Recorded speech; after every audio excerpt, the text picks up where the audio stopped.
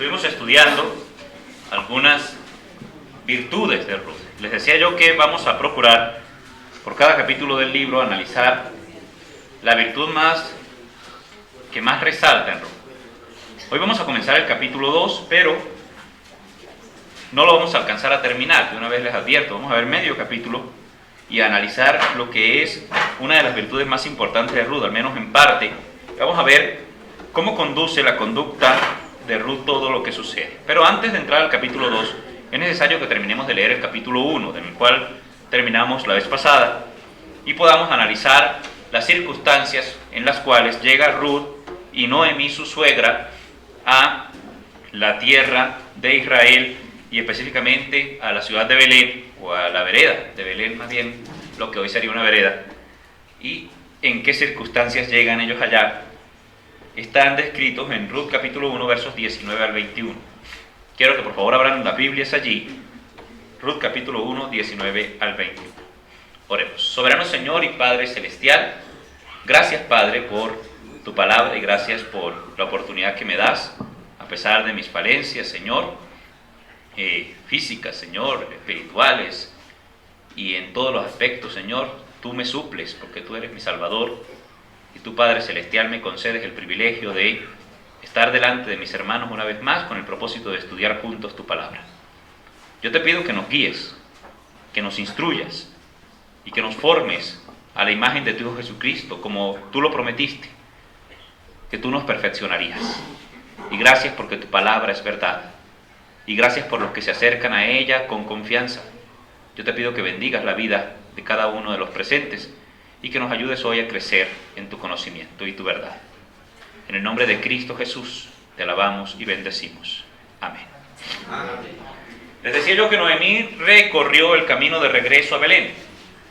Y yo creo que cuando uno vuelve a transitar por un camino que ya anduvo, esto se está cayendo. Ok. Cuando uno vuelve a transitar por un camino por el que ya anduvo, lo que hace es recordar, ¿verdad?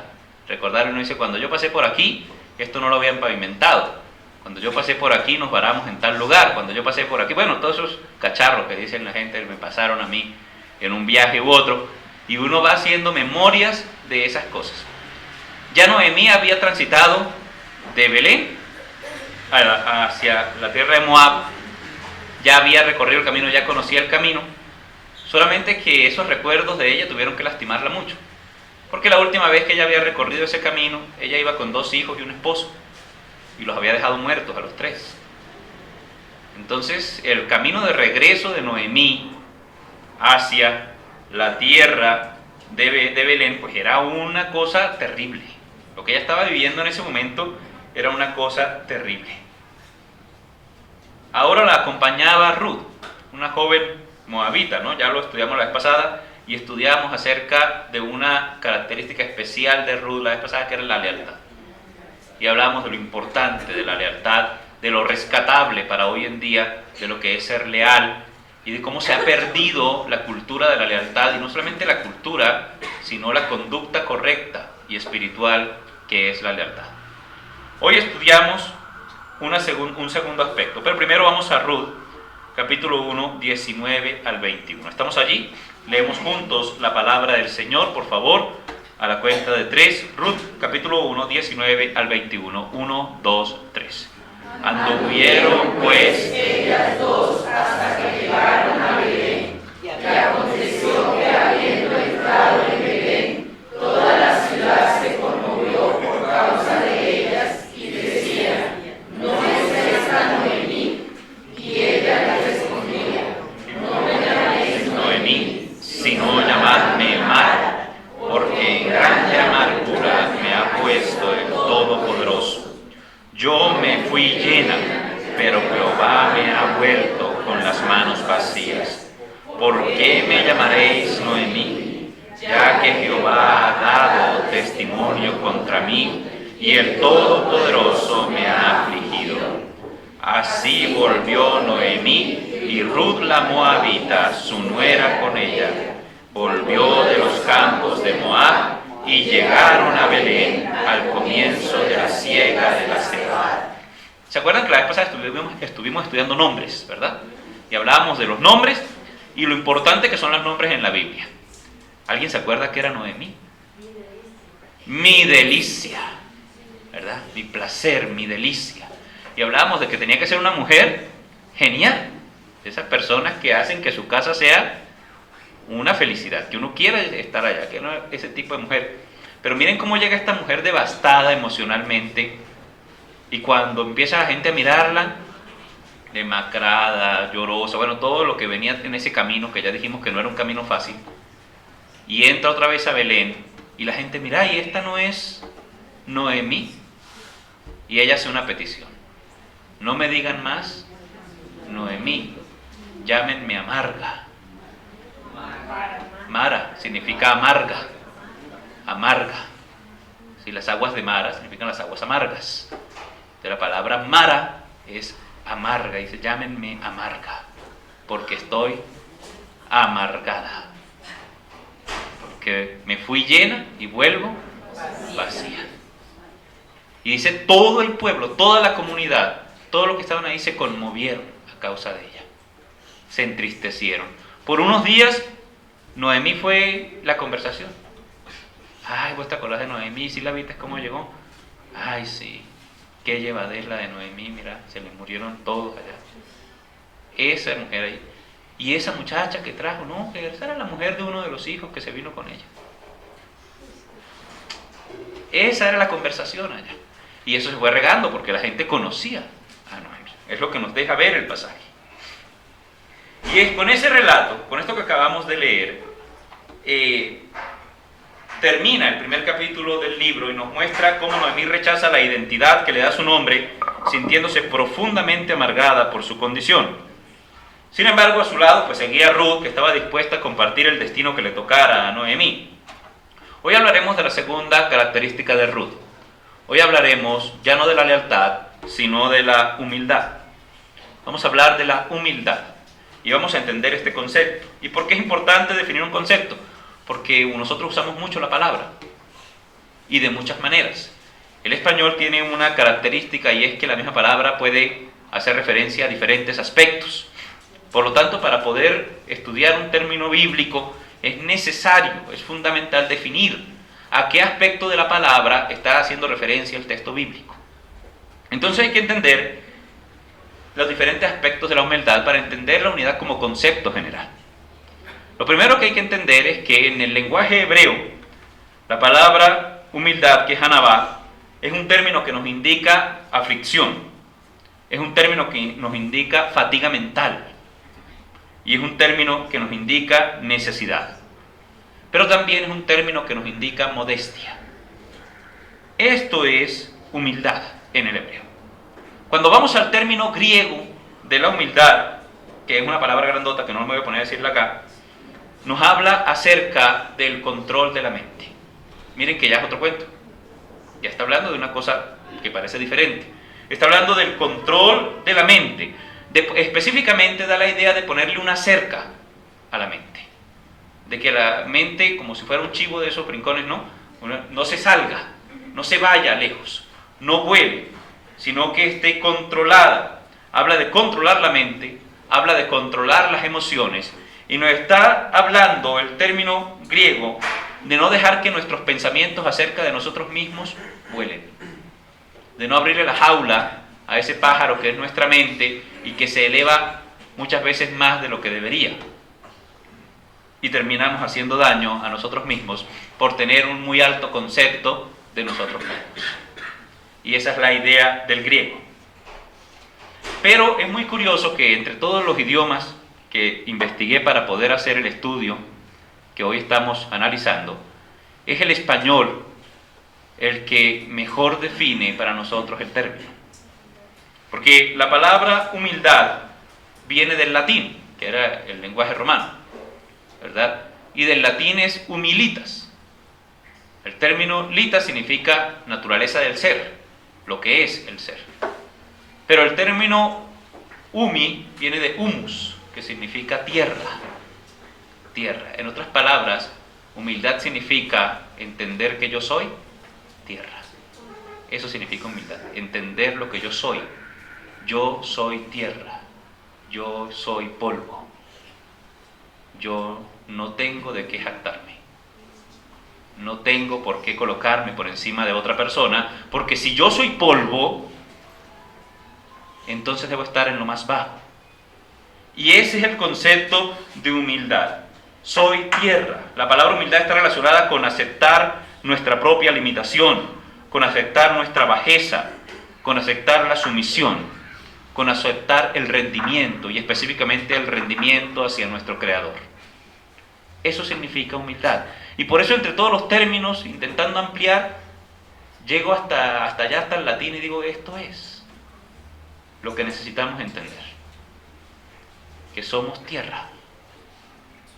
Y que no importa qué tantos logros tengamos, qué tanta belleza creamos tener, qué tantas metas creamos haber alcanzado, tenemos que volver al pensamiento básico. Somos tierra. Somos humus. Y voy a mirar los aspectos de la humildad. ¿Por qué digo que el capítulo 2 está aquí para enseñarnos acerca de la humildad de Ruth? Lo primero que vamos a mirar es que la humildad de Ruth le permite tomar una labor muy baja. Ruth, hasta ahora, una muchacha moabita, había podido devolverse para la casa de su padre, como ya lo vimos la vez pasada. Tenía incluso el aval de su suegra para hacerlo, pero decide irse con ella, y estando allá, Ruth decide tomar la posición social más baja que existía, con tal de poder sostener su casa. Ruth capítulo 2, versículos 1 al 3. Yo leo el 1, esta nave lee el 2 y esta nave lee el 3. ¿Listo? Ruth capítulo 2 dice de la siguiente manera: Tenía Noemí un pariente de su marido, hombre rico de la familia de Elimelech, el cual se llamaba Booz. Te ruego que me dejes ir al campo y recogeré espigas en pos de Raquel, a sus ojos hallaré gracia. Y ella le respondió: Ve, hija mía. Fue pues llegando espigó el campo en pos de los segadores, y aconteció que aquella parte del campo era de Booz, el cual era de la familia de Elimelech. Muy bien. Entonces Ruth le pidió permiso a su suegra para realizar un trabajo. Ese trabajo se llamaba espigar. ¿Qué era espigar? Era una labor que era parte de un sistema de asistencia social ideado por Dios. Como todo lo que Dios hace es perfecto. Era un sistema de asistencia social diseñado por Dios, basado en el amor al prójimo. Y permitía a las personas necesitadas de la sociedad trabajar. Porque es importante entender que un buen sistema de ayuda social no es dar, es ayudar a que los demás puedan trabajar. Es muy diferente, es muy diferente. Un sistema de ayuda social no es que a usted le llegue plata todos los meses, como la gente está pensando que funciona la vida hoy en día. No, un sistema de ayuda social es que usted permita que la persona que puede trabajar, trabaje. Eso es verdaderamente, y así lo diseñó Dios. ¿Dónde se encuentra eso? Se encuentra en Levítico. Creo que no aparece ahí en las citas, pero usted lo puede buscar porque la Biblia tiene un Levítico, en la parte de allá, casi al principio. Te busqué Levítico, capítulo 19, versos 9 y 10. Vaya ya conmigo. Y no solamente está ahí, está como 4 o 5 citas que lo definen. Pero ahí en Levítico 19, versos 9 y 10, nos va a explicar en qué consistía el sistema de espigado que Dios había diseñado. Levítico 19, versos 9 y 10. ¿Están allí conmigo? Sí. Muy bien. Leemos entonces a la cuenta de 3. 1, 2, 3. Cuando ciegues la mies de tu tierra, No cegarás hasta el último rincón de ella, ni espigarás tu tierra secada, y no rebuscarás tu viña, ni recogerás el fruto caído de tu viña. Para el pobre y para el extranjero lo dejarás. Yo, Jehová, vuestro Dios. muy bien, entonces cuando uno sembraba un campo, podría ser cebada, trigo o una viña. Una viña, estamos hablando de vides, del fruto, ¿no? Para recoger el fruto de la vid, la uva. Y decía la ley, bueno, cuando tengas tú una viña, cuando tengas un cultivo y mandes a tus segadores, ¿sí? No vas a dejar pelado el campo. ¿sí? Vas a pasar los segadores recogiendo y las ramitas que quedan por ahí las vas a dejar. Lo que no pasó al cuchillo, lo que el cuchillo no se trajo, lo vas a dejar ahí. Y lo que se le caiga al que lleve la gavilla, lo vas a dejar en el piso. Y las esquinas del campo, ni siquiera vas a pasar por ahí. Vas a hacer, el campo es un cuadrado, usted va a hacer una especie de círculo ahí, ¿sí? De óvalo ahí, de tal manera que las esquinas queden enteritas. ¿Para qué esta forma de recoger, digámoslo así, superficial, no extrema? Para que tuvieran los pobres, los huérfanos, las viudas y los extranjeros que conseguir para comer. Entonces la idea era, no cojas todo, deje ahí para que los pobres también tengan para comer, pero no se los vas a recoger y no se los vas a llevar a la casa, sino que ellos van a venir al campo y lo van a recoger y se lo van a llevar, y ellos lo van a espigar, ellos lo van a desgranar, ellos lo van a moler, todo lo que toque hacer con el grano lo van a hacer ellos allá. Y era una manera de permitir que el pobre también trabajara. Y este era el trabajo precisamente de los pobres.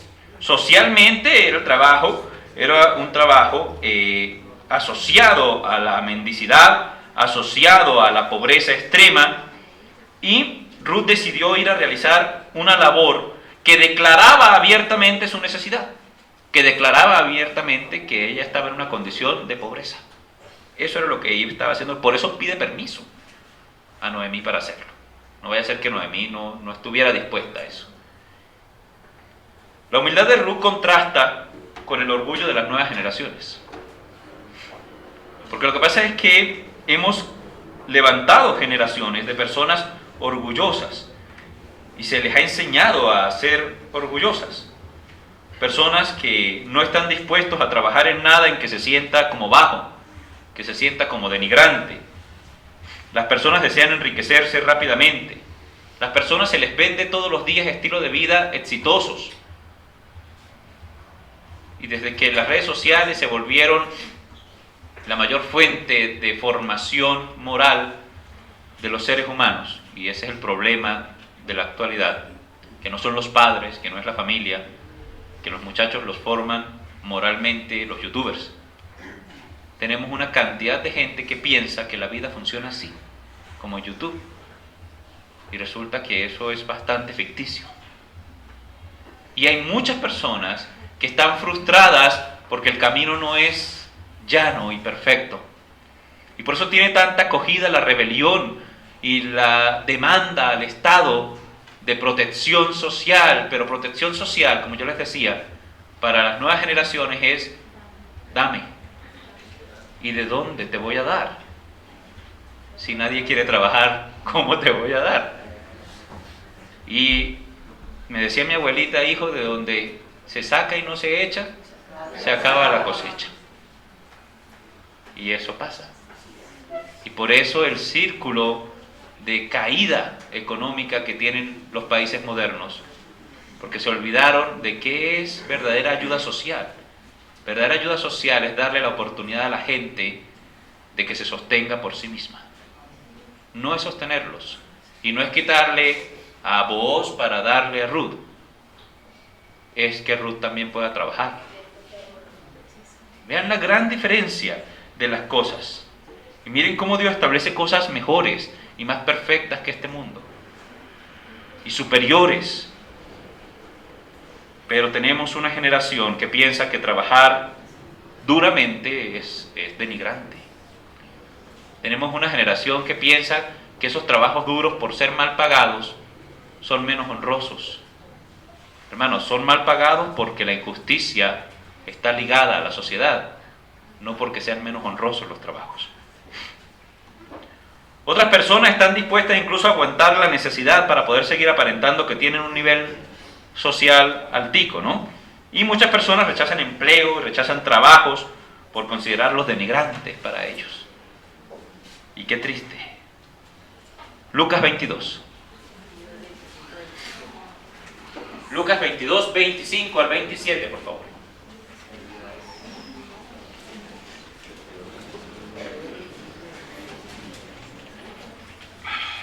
Texto conocido. Lucas 22, 25 al 27. Alguien que lo lea fuerte, por favor. Pero él les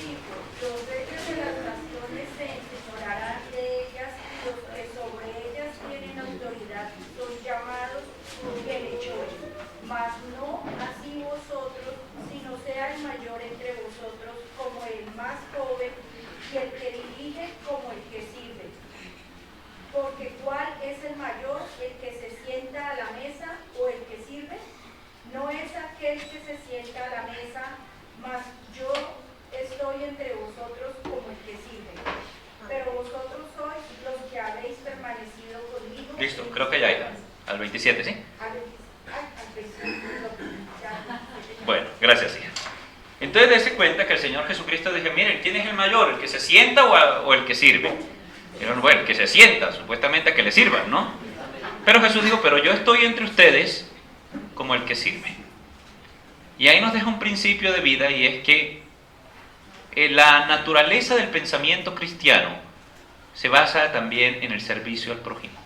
El servicio al prójimo es prioridad, y servir al prójimo nos hace estar más cerca del propósito con el cual Dios vino a esta tierra.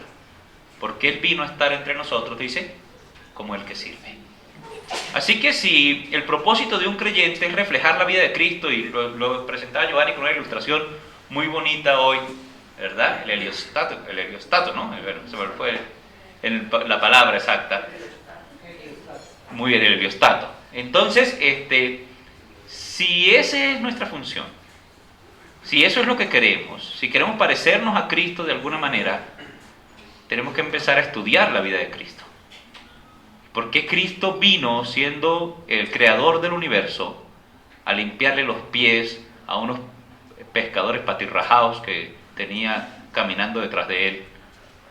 Se puede imaginar esos pies callosos, y le aseguro que lo que usted está imaginando es menos de lo que eran los pies de esos hombres. Y ahí estuvo el Señor lavando los pies a esos hombres, porque vino a enseñarnos a servir. Lo que pasa es que cuando uno está sirviendo, el mundo lo mira con menosprecio. Cuando uno está ocupando los lugares menos honrosos de la sociedad, la gente tiende a mirar al ser humano con menosprecio. Y por eso dice, los reyes de la tierra, ¿sí?, dominan sobre otros, doblegan a los otros, y son llamados bienhechores. Hicieron bien en doblegar a otros. Pero no será así entre vosotros, dice allí. Y eso es suficiente. Entre nosotros no puede ser así, porque Cristo no nos dio ese ejemplo. Esa es la razón. Hermanos, para separar los conceptos de humildad que el español tiene, y para entender de qué estamos hablando de una vez, ser humilde no es no tener. Ser humilde es estar dispuesto a despojarse de lo que uno tiene y de lo que uno merece por derecho. Porque no tener es ser pobre. Y miren que uno usa el humilde y el pobre indiscriminadamente. Y uno dice, es que él es una persona tan humilde. Ay, sí, esa casita así cayéndose, tan humilde. Y puede ser una persona soberbia, orgullosa, mala clase, todo esa vaina, y le están diciendo humilde, pero eso no es humilde. Eso es ser pobre, económicamente falente, pero eso no es ser humilde. Entonces, cuando la Biblia habla del concepto de humildad, habla no solamente de la carencia, sino de la disposición a ocupar un lugar de despojado. Hay en vosotros el mismo sentir que hubo también en Cristo Jesús. No estimó el ser igual a Dios como cosa que aferrarse, sino que se despojó a sí mismo y toma forma de siervo y se hace semejante a los hombres, y estando ahí en condición de hombres, padeció hasta la muerte por nosotros. Por eso dice la Biblia que nosotros, por su pobreza, fuimos enriquecidos. Él se empobreció voluntariamente para que nosotros fuésemos enriquecidos. Entonces mire qué diferente el concepto de humildad. Y Ruth era una mujer joven, estaba joven, todavía llamaba la atención. Salía a la calle y todos esos muchachos allá en Belén le echaban ojo porque era una mujer simpática, bonita, que había quedado viuda, joven. Podía haberse aferrado a ese orgullo femenino. ¿Eso no existe, el orgullo femenino, o sí existirá? Un poquitico, hay un poquitico por ahí en cada corazón de cada dama, un poquito de orgullo femenino, ¿verdad? Se levanta, se mira al espejo y dicen, hoy amanecí linda, ¿no? Y miran al marido, y si el hombre no les dice nada, se puede el hombre estar metiendo en un problema, porque ahí está el orgullo femenino. Ella se podía aferrar a eso. De pronto no tenía dinero, de pronto, pero si ella salía a la calle todavía la miraban, era una mujer bonita. Y podía haber dicho, yo por qué voy a ir a aguantar sol allá en un campo, a esperar a que me tiren sobras, a que me digan cosas. No, yo no estoy para eso, yo no estoy para eso, había podido decir. Se fue a los campos de cebada, grano áspero, duro de trabajar, se fue allá y este trabajo socialmente era similar a mendigar. Era lo más bajo que había en la sociedad. La exponía a humillaciones, la exponía a maltratos de parte de obreros. Usted sabe que los obreros no son muy delicados todas las veces, ¿no? Entonces, y esta gente estaba estorbando ahí, ellos bregando a pasar, y esta gente ahí también detrás de ellos, pues eso era algo incómodo. Así que no era un trabajo tratado con aprecio, sino más bien se exponía a ser tratada con desprecio. Y estuvo dispuesta a hacerlo. Y no solamente estuvo dispuesto a trabajar, sino que estuvo dispuesto a trabajar más que los demás. Y este es el segundo aspecto. La humildad de Ruth le permitió trabajar esforzadamente. Continuamos la lectura. Ruth capítulo 2, versos 4 al 7. Voy a pedir que lean esos versículos ustedes, comenzando por este lado, 4, 5, 6 y 7. Ruth capítulo 2, 4 al 7, a la cuenta de 3. 1, 2, 3. Y aquí que vos, hijo de Belén, dijo a los segadores: Jehová sea con vosotros. Y ellos respondieron: Jehová te bendiga. Y vos dijo a su criado mayordomo de los segadores: ¿De quién es esta joven? Y el criado mayordomo de los segadores respondió y dijo: Es la joven moabita que murió con Noemí en los campos de Moab. Y ha dicho: Te ruego que me dejes recoger y juntar a los segadores entre las gavillas. Entró pues y está desde por la mañana hasta ahora sin descansar ni aún por un momento. Muy bien. Ruth no llegó al campo a exigir, ¿no? A exigir su derecho a espigar. Yo tengo derecho a espigar, tienen que dejarme. No llegó a organizar un movimiento sindical de segadores y espigadores allá en los campos de Boaz, ¿verdad? Que es como algunas personas llegan a todos los lugares, y no es la actitud que nos habla de humildad. La actitud de esta mujer fue la de rogar. ¿A cuánto le gusta rogar? A nadie. El que diga: a mí sí me gusta rogar, yo creo que no, tiene que estar mal de la cabeza. A uno no le gusta rogar, a uno le gusta que lo busquen para darle, no que a uno le toque pedir. Pero dice que esta mujer, según lo que dijo el mayordomo, le había dicho: te ruego que me dejes recoger y juntar tras los segadores y entre las gavillas. Entonces, es muy interesante una actitud de humildad, una actitud de que se le permitiera recoger las obras, porque eso es lo que se estaba pidiendo. Déjenme las obras. Ante los ojos del mayordomo, que de pronto vio llegar a la muchacha, pues una muchacha simpática que llegó a pedir un favor ahí, y él, siendo el mayordomo, pues vaya, haga eso, sí, allá, vaya, recoja detrás de los segadores. Le permitió hacer eso, pero ante los ojos del mayordomo, de todas maneras, había una muchacha ahí simpática entre la cabilla, y él miraba a la muchacha y notó algo. ¿Qué notó el mayordomo? Que llegó en la mañana, que ya era más de mediodía y ella no había descansado ni por un momento. Había estado bajo el sol toda la mañana sin descansar, trabajando, ni por un momento. Seguía sin descansar, espigando, recogiendo lo que se le caía a los segadores, lo que había sueltico entre las gavillas, y estaba trabajando. Los demás tenían derecho a descansar, porque el obrero tiene derecho a descansar. Y ella era consciente de una realidad, que ella no era como los demás. Ella no le iban a pagar, sino que todo dependía de lo que ella recogiera ese día. Y que tenía que llevar algo de comida a la casa de Noemí, porque Noemí estaba vieja ya, necesitaba comida. Y que si ella quería hacerlo, tenía que trabajar más que los demás. Hermanos, en la vida del ser humano existen diferentes etapas. Todos vivimos diferentes etapas. Y la Biblia dice que todo lo que sucede debajo del sol tiene su tiempo y tiene su hora. Y hay una cita que quiero que busquen conmigo, no está ahí. Segunda a Tesalonicenses capítulo 3, versículos 11 y 12. Primero vamos a leer el 11 y luego el 12, para entender cómo hay dos ideas aquí y están cercanas una a la otra y están ligadas. Les repito, 2 Tesalonicenses capítulo 3. El verso 11 nos muestra que es muy malo no trabajar, cuando se debe trabajar. Muy malo no trabajar cuando es el tiempo de trabajar.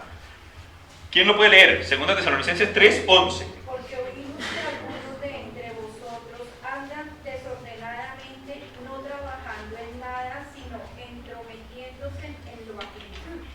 Entonces, ¿qué tipo de calificativo le da la Biblia allí al hecho de no trabajar? No, ser desordenado. Una persona que no trabaja es una persona calificada en la Biblia como alguien desordenado. O sea, tiene su vida en desorden. O sea, el orden incluye dedicarse a trabajar cuando hay que hacerlo. Ese es el orden. Pero ahora vamos a leer el versículo que sigue. El versículo 12. Que alguien me haga el favor también de leerlo, por favor. A los cuales mandamos y exhortamos por nuestro Señor Jesucristo, que trabajando sosegadamente coman su propio pan. Gracias. Entonces aquí el concepto importante es esta palabra. Sosegadamente. No todo lo contrario. Con calma. Sosegado. Por eso es que uno le dice, tenga sosiego a ese niño desordenado. Hombre, no tiene sosiego ese niño. ¿Qué es sosiego? Cálmese un ratico. O sea, no podemos pasar de no hacer nada a tirarnos la vida como locos, a no volver a descansar y a solamente. Entonces, dése cuenta lo importante del equilibrio en la vida. Y la Biblia nos habla de un equilibrio aquí, y los dos versículos están uno tras el otro. Uno dice, si usted no trabaja es un desordenado, pero si usted está obsesivo, eso tampoco es la idea de la vida. La idea es que usted aprenda a trabajar sosegadamente y aprenda a comer su propio pan, porque mientras no trabaje, está comiendo el pan ajeno, el pan que se ganó otro. Y entonces, a los que no trabajan, mandamos y exhortamos con la autoridad de Jesucristo que trabaje, pero que trabaje sosegadamente, que descanse, que disfrute de lo que trabajó, que aprenda a sacar el ratico para reírse, para estar con la familia, para ir a ver al amigo, para ir a esa actividad que tiene que hacer, que saque sus ratos, que esté conforme con que está comiendo su propio pan, que no les carga a nadie. Y entonces mire el equilibrio tan bonito, porque son dos versículos seguidos, y le decía yo, es malo las dos cosas. Ahora, para Noemí era el tiempo de trabajar, y era el tiempo de trabajar brutalmente, porque de ella dependía todo en su casa, en ese momento. ¿Qué nos dice la Biblia a nosotros del trabajo? Tesalonicenses 4, 11 y 12. Y les cuento que no sé si es primera o segunda, pero debe empezar con las palabras y que procuréis. Primera, léalo, Giovanni. Porque no tiene cuarta. Ah, bueno. Primera Tesalonicenses 4, 11 y 12, por favor. Y que procuréis tener tranquilidad y ocuparos en vuestros negocios y trabajar con vuestras manos de la manera que os hemos mandado, a fin de que os conduzcáis honradamente para que con los de afuera, Para con los de afuera. para con los de afuera, y no tengáis necesidad de nada. Muy bien. Entonces, entre los consejos que están allí en esa porción de la Biblia, dice que procuremos tener, volvemos al sosiego, procure tener tranquilidad. O sea, el trabajo no es una razón para perder la tranquilidad. Si el trabajo suyo le quita la tranquilidad, vaya pensando en cambiar el trabajo. Porque el precio de perder la tranquilidad, ya sabemos cuál es. ¿Cuánta gente enferma? Ansiedad, estrés y de ahí para arriba hasta suicidios. Porque por un trabajo, por favor, no es la idea de la administración de la vida. Entonces, que procuréis tener tranquilidad. Que se esté ocupando, eso sí, porque no ocuparse también enferma a la gente, ¿sabe? Entonces, que se ocupe, ¿en qué? En lo suyo, en su negocio, en lo que le produce, en lo que le da la comida. Y el propósito es que os conduzcáis honradamente para con los de afuera y no tengáis necesidad de nada. Hermanos, no trabajar no da un buen testimonio cristiano al mundo. Porque lo dice allí, a fin de que conduzcáis honradamente para con los de afuera. Para que la gente no tenga nada malo que decir del creyente, el creyente debe ser laborioso. El trabajo es una manera en que Dios ha establecido para suplir las necesidades de nuestra casa. Y si bien como cristianos entendemos que Dios es el que provee, ¿cuántos creen eso? Que Dios provee. Amén. Que Él nos da. No podemos excusarnos en ese cuidado de Dios para con nosotros para no trabajar. Les voy a mostrar entonces, cuando decimos Dios nos da, estamos hablando de una gracia. Una gracia, porque la palabra gracia significa regalo de Dios. Entonces cuando usted dice es que Dios me lo da, quiere decir Dios me lo está regalando. Entonces sí, el trabajo es una gracia de Dios. Dios es el que me lo da y me lo sostiene. Pero eso no implica que el humano esté exento de su responsabilidad. El equilibrio está claramente expresado en 1 Corintios 15. Vamos allí, 1 Corintios 15, versos 9 y 10.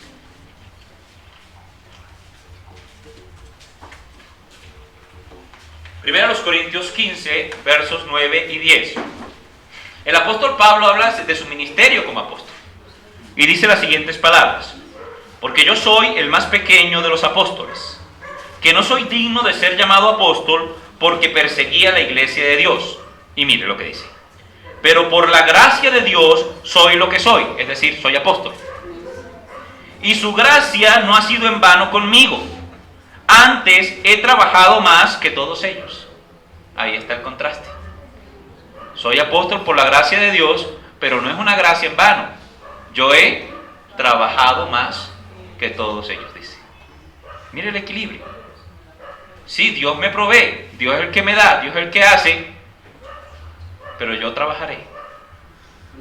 Yo trabajaré para el Señor. Y por eso dice, pero no yo, sino la gracia de Dios conmigo. ¿Cuánto dependemos de la gracia de Dios? Decía Martín Lutero que debemos vivir como si Cristo viniera hoy, pero proyectarnos como si tardara en venir.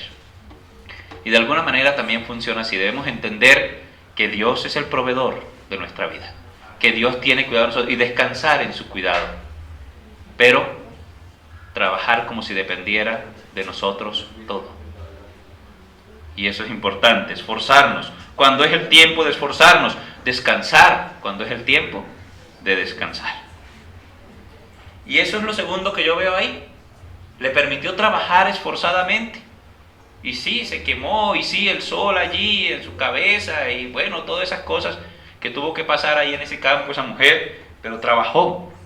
Y la humildad se continúa mostrando, porque la humildad de Ruth le permitió hallar gracia ante los ojos de los más poderosos. Ruth capítulo 2, versos 8 al 12. Ruth capítulo 2, versos 8 al 12. Es la última porción que estudiaremos de este capítulo hoy. Y vamos a leer esa porción por naves, de manera alternada, comenzando con la nave de mi mano izquierda. Ruth capítulo 2, versos 8 al 12, a la cuenta de 3. 1, 2, 3. Entonces vos dijo a Ruth: oye, hija mía, no vayas a explicar a otro campo, ni pases de aquí, y aquí estarás junto a mis criadas. Mira bien el campo que sigue, y síguelas, porque yo he mandado a los criados que no te molesten. Y cuando tengas sed, ve a las vasijas y bebe del agua que sacan los criados. Ella entonces, bajando su rostro, se inclinó a tierra y le dijo: ¿por qué he hallado gracia en tus ojos para que me reconozcas siendo yo extranjera? Y respondiendo Booz le dijo: he sabido todo lo que has hecho con tu suegra después de la muerte de tu marido, y que dejando a tu padre y a tu madre y la tierra donde naciste, has venido a un pueblo que no conociste antes. Jehová te recompense tu obra y tu remuneración sea cumplida de parte de Jehová, Dios de Israel, bajo cuyas alas has venido a refugiar. Amén. Una de las más malas enseñanzas en las que se instruye a los niños hoy en día es acerca del orgullo. Por alguna razón el orgullo se convirtió en una virtud en la mente de los seres humanos. La palabra orgullo nunca ha sido una virtud. Desde la antigüedad y desde su nacimiento en el lenguaje castellano y español, el término orgullo hace referencia a un pecado. Es en la modernidad donde el término orgullo adquiere algo de loable en la mente de las personas, pero nunca lo ha sido. Pero a la gente se le enseña el orgullo, la idea de que uno debe ser orgulloso sin importar la condición en la que se encuentre. La Biblia no dice eso, antes promueve la humildad y la humillación voluntaria. Oiga, suena curioso ese término, humillación voluntaria del creyente. Una cosa es muy cierta, que los bienes de este mundo no proveen superioridad espiritual al ser humano, pero la pobreza material tampoco la da. Porque tenemos una idea de que si uno es pobre es más espiritual. Eso es mentira, hermanos. Eso está desligado de la realidad, desenfocado totalmente. O que si la persona es rica, entonces no es espiritual, porque es rica, entonces porque tiene plata, porque tiene con qué, entonces que ese no puede ser. Y eso de que existe esa idea, pues no es más que una idea totalmente ajena a la palabra. El pobre y el rico son iguales ante Dios. En Proverbios capítulo 22, el versículo 2, es un versículo pequeñito que dice, el pobre y el rico, el rico y el pobre se encuentran. Así comienza. El rico y el pobre se encuentran. A ambos los hizo Jehová. Así. Lo puede buscar, es Proverbios 22, 2. El pobre y el rico y el pobre se encuentran y a ambos los hizo Jehová. Y lo que está hablando es que estas personas que se cruzan en la calle, que uno tiene bienes materiales y el otro no, ambos son creación de Dios. Y no es que uno, por ser rebelde a Dios, es que ha hecho plata, y el otro, por ser fiel a Dios, es que no ha hecho plata. No funciona la vida así. Algunos tienen mala cabeza, otros tuvieron mala suerte, bueno, como sea, pero la condición económica no presenta ninguna superioridad espiritual. Existen pobres generosos, conozco muchos. Existen ricos generosos, conozco pocos porque conozco pocos ricos, pero no porque no los haya, ¿sí? Pero esa es la realidad. Esa es la realidad, también los hay. Existen ricos piadosos, hermanos, y existen pobres piadosos también. Existen ricos orgullosos y existen pobres orgullosos. Muchísimo, ¿verdad? La soberbia y el egoísmo no son condiciones exclusivas de los ricos. También existen personas pobres con esa situación. Y la nobleza y la humildad no son condiciones propias de los pobres. También existen ricos con esas cualidades. Vivimos en una sociedad que quiere acentuar la lucha de clases, porque nos quieren vender, nos quieren reciclar la idea del socialismo en algo que se llama el socialismo del siglo XXI, que es una de las peores cosas que se han podido inventar la sociedad y que lleva al mundo a un estancamiento económico y social terrible. Pero eso se basa única y exclusivamente en acentuar en el corazón de los seres humanos el odio por sus semejantes. Para que el socialismo del siglo XXI prospere como sistema, necesita que la gente se odie. Que el pobre odie al rico, que el rico odie al pobre, que la mujer odie al varón, que el varón odie a la mujer y los que están indecisos odien a todos. Que la gente de una religión odie a la otra. Y que todos estén peleando para que no se den cuenta que los que gobiernan no están haciendo nada. Es la única manera. Hermanos, no permitamos que una cultura del odio se acentúe en el corazón y en la mente de una persona que dice seguir a Cristo. Porque si usted dice seguir a Cristo y Cristo amó y amó hasta la muerte, ¿Cómo es posible que aquellos que dicen ser creyentes odien a los demás? No permitamos que seamos partícipes de aquellas conversaciones de odio contra el gobierno, de odio contra el que tiene, de odio contra el que no tiene, de odio contra el que hizo el mal, de odio contra todo el mundo. Y es triste escuchar personas que dicen ser creyentes hablar con odio de sus semejantes. Entonces cuidémonos de la cultura del odio, cuidémonos de esa idea de dividir las clases sociales, de sectorizar a todo el mundo, de dividir la sociedad para gobernarla con facilidad. No podemos caer en la propaganda falsa que colectiviza y que victimiza a unos frente a otros. Cuando hablamos con otro ser humano, estamos ante una creación de Dios, sea rico, sea pobre, sea hombre, sea mujer, sea bárbaro, sea escita, dice la Biblia. Todos somos semejantes en Cristo Jesús, igual de necesitados. La Biblia dice que Dios sujetó a todos bajo pecado para tener misericordia de todos. Y eso nos pone en la misma posición, no en la posición de gloria, sino en la posición de humus, en la posición de tierra. Eso es lo que somos. Tenemos que aprender a valorar a cada quien por ser criatura de Dios.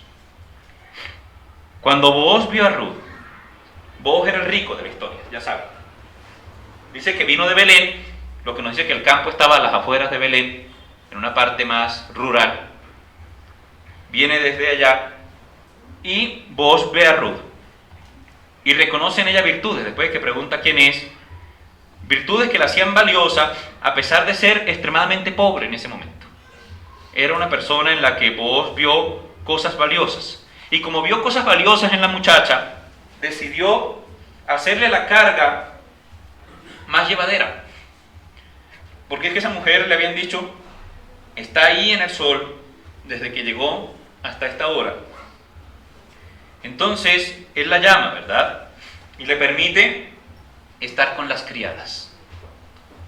Y ya eso era una protección. Ella no tenía que estar allá con el poco de varones, ¿verdad? Arriesgando que alguno le dijera algo, o que la insultaran, o que le hicieran algo, porque todo eso se podía presentar. Él no, estate con las criadas. No solamente eso, yo mandé a los criados que no te molesten. Y cuando tengas sed, toma del agua que sacaron los criados. No tienes que ir a buscar agua, ni aguantar sed, que era lo que ella estaba haciendo. Puedes tomar agua de la que nosotros tenemos acá. Y esa voluntad de Booz venía de un corazón generoso de un hombre rico. Porque Booz era un hombre rico. Y estaba compartiendo su riqueza con alguien que lo necesitaba en ese momento. Porque vio virtudes en Ruth. Entonces miren también la capacidad de ver virtudes en el que no tiene. Porque es que también pensamos que el que no tiene, entonces que todo el que no tiene es porque es vicioso, que todo el que no tiene es porque es ladrón, que todo el que no tiene es porque... Tampoco funciona en la sociedad así. Y todos hemos pasado por estratos sociales en algún momento de nuestra vida. Y todos hemos estado en situaciones donde no hemos tenido y en situaciones donde nos sentimos que tenemos. Y la sabiduría se necesita en un extremo del espectro y en el otro también. Y hay una relación muy bonita en esa conversación entre Booz y Ruth, porque nos muestra el amor de Booz, no porque estuviera enamorado de Ruth en ese momento, sino porque pudo ver las cosas buenas en esa mujer pobre que en ese momento estaba cogiendo de su campo. Y también vemos la actitud de Ruth, que no estuvo pensando en cómo defender su orgullo. No, yo no necesito que me den nada, ¿ves? Eso que yo necesito a alguien, bueno, vaya usted con eso, yo no necesito nada. Yo estoy trabajando para mí. Yo no sé por qué la gente hoy en día le parece que eso es bonito y que eso es una virtud. El orgullo nunca es una virtud, hermanos. Así uno sea pobre, el orgullo es pecado. El orgullo no es una virtud. Uno no está dispuesto a defender su orgullo, a rechazar cualquier ayuda que le quieran dar. No. ¿Qué hizo ella? Según lo que dice el versículo, dice, inclinó su cabeza. Lea ese pedacito. Busque ese versículo donde dice, ¿qué hizo Ruth cuando Booz le habló? ¿Quién lo lee? Ella entonces, bajando su rostro, se inclinó a tierra y le dijo: ¿por qué he hallado gracia en tus ojos para que me reconozcas siendo yo extranjera? ¿Hasta dónde inclinó la cabeza Ruth? Tierra. Hasta la tierra. De ahí no puede pasar. Y más humus no se puede ser. Más tierra no se puede ser. Se inclinó su cabeza y la inclinó hasta la tierra y le preguntó: ¿por qué? ¿Por qué haces esto conmigo si yo soy una extranjera, si tú tienes de todo, si no necesitas nada de mí? ¿Por qué haces esto? Y entonces Boaz comienza a mostrarle a Ruth lo que él alcanza a ver, que ella no puede ver por su propia condición, por la situación en la que estaba viviendo en ese momento, pues no lo alcanza a ver. Ella se había humillado a sí misma por su necesidad, y ella no alcanzaba a ver lo que Boaz veía en ella. Y Boaz entonces comienza a describir: hombre, es que yo he visto cosas, ¿verdad? Yo he visto cosas interesantes. Dice ahí, respondiendo Boaz le dijo: he sabido todo lo que has hecho con tu suegra. Ya ese era el testimonio que llegaba de ella, que dejó su padre, su madre, que dejó la tierra donde nació, que ha venido a un pueblo desconocido, y él sabía que eran cosas buenas, y la bendice. El mayor siempre bendice al menor, dice la Escritura. La bendice y le dice: Jehová recompense tu obra y tu remuneración sea cumplida. Es una bendición que le está dando. Boaz era un hombre mayor. Por el tipo de lenguaje que tenemos en el libro, entendemos que Boaz era un hombre mayor. O sea, no estamos hablando de un muchachito, ¿no? Las novelas siempre los ponen así contemporáneos. Este era un hombre mayorcito, mayor a la muchacha. Y la bendice. Bendice a esa mujer trabajadora y humilde. Y Ruth recibió esa bendición que Boaz quiso darle. Si Ruth hubiera llegado al campo a tomarse atribuciones que no le habían sido dadas, como a veces le pasa a uno, pues la habían echado, ¿no? Si ella hubiera llegado y se hubiera llegado ahí, y hubiera pasado a los segadores y empieza a recoger lo que no, por donde no habían pasado los trabajadores, si le da 6 se para y va y coge de las vasijas sin pedir permiso, y si va y toma atribuciones, pues de pronto la habían echado sin ningún miramiento. Y de eso se trata la humildad también, de saber hasta dónde tiene uno derecho de hacer las cosas. Lucas 14, un versículo bonito para leer hoy, con el que vamos a terminar hoy. Lucas 14, 8 al 11.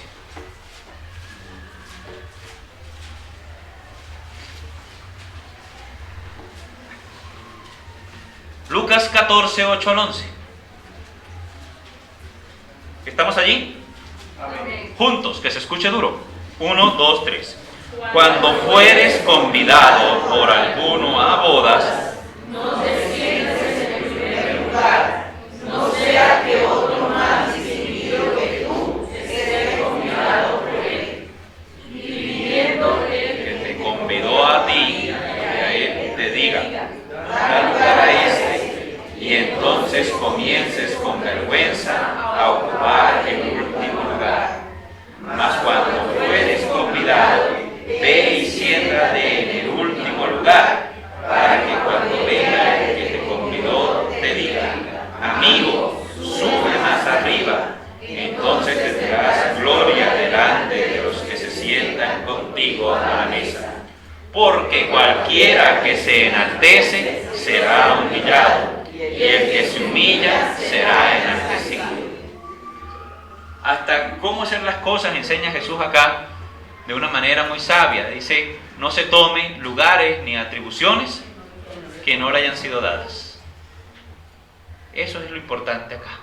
Humildad es saber hasta dónde puedo hacer, hasta qué lugar puedo ocupar, y esperar a que me llamen a ocupar el lugar, en lugar de que me bajen de allá por estar haciendo lo que no me corresponde. Y he escuchado muchas historias de trabajadores, hermanos en la fe, y llegan y me cuentan lo que están haciendo. Y yo digo: pero fulano, eso no te corresponde a vos te mandaron a hacer eso. No, pero es que yo soy el único que lo sé hacer y no sé qué, y después están buscando trabajo por ahí. Entonces, ¿por qué pasa eso?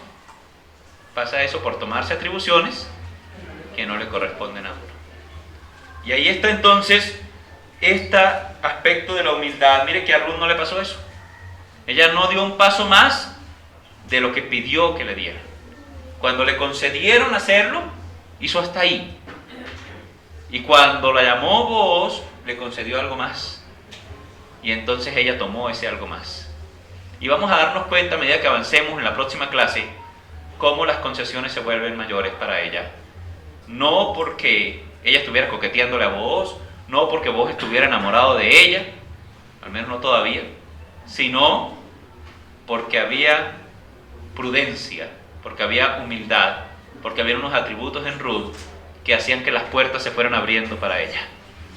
Y ahí es algo para aprender nosotros también. Es fácil ver personas imprudentes que toman lo que no les ha sido dado, y es probable que tengan que pasar la humillación de ser despojados de lo que le pertenece, porque es mejor ser enaltecido que ser humillado. Por eso al final el texto que leíamos decía: cualquiera que se enaltece será humillado, y el que se humilla será enaltecido. Hoy terminamos esta porción y continuamos estudiando esta historia. La próxima clase, Dios mediante, podemos decir que, a diferencia del mundo en el cual vivimos, los creyentes deben aprender a vivir humildemente, sin creernos más de lo que somos, ni demandar honores inmerecidos. Trabajemos honrada y esforzadamente y aprendamos a recibir gracia de otros. Dice que no nos exalte nuestra propia boca, sino la lengua del extraño. Y aprendamos eso. Si alguno va a notar alguna virtud que Dios nos ha dado, pues que sea otro, que no seamos nuestros propios profetas. Y que el Señor nos ayude a aprender de Ruth a ocupar voluntariamente los lugares de servicio. Gracias.